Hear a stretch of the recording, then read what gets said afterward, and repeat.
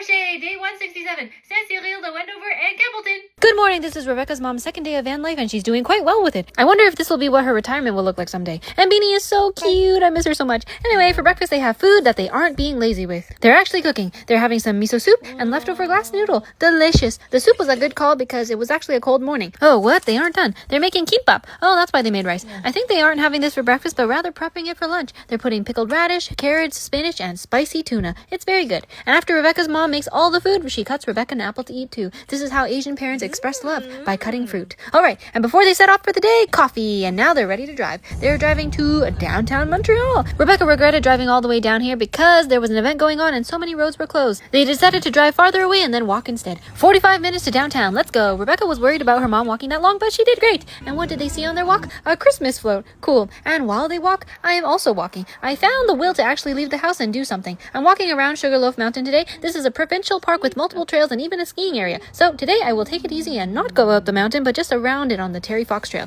I never hike alone, so I listen to a podcast to keep me company. I'm listening to Normal Gossip. Super fun and lighthearted. Okay, back to the mother-daughter duo. Notre-Dame again. I guess you really can't go to Montreal and not see it, at least from the outside. They take a couple of pictures in the front and then go get bubble tea and then eat their kimbap in front of the Notre-Dame while chatting and people watching. After that, they walked around and finally made it to the Montreal Christmas market. It was very busy. Very busy. Bringing Beanie was a bad idea. So they just walked around for 5 minutes and then left. I guess it's also the weekend. So no Christmas market. Now what? Well, the answer is crepes. But this time the sweet one. This is also Rebecca's mom's first time trying this. And no, Beanie, not for you. While they eat that, I finish my hike and I go to the grocery store once again. This time I actually take my time and go through all the aisles. And I find out they actually have quite a lot of Asian stuff. More than I expected. I am pleased. I can survive here. While I put my grocery haul away, Rebecca and her mom make their way to the Via Rail train station. I thought she was going to stay until Quebec City, so that tells you something about my listening skills. So this is the Via Rail train station, huh? I've always wanted to go on the train. I love trains. Another one of my dreams is to take an overnight train somewhere or do a cross-country train trip. I think that would be cool.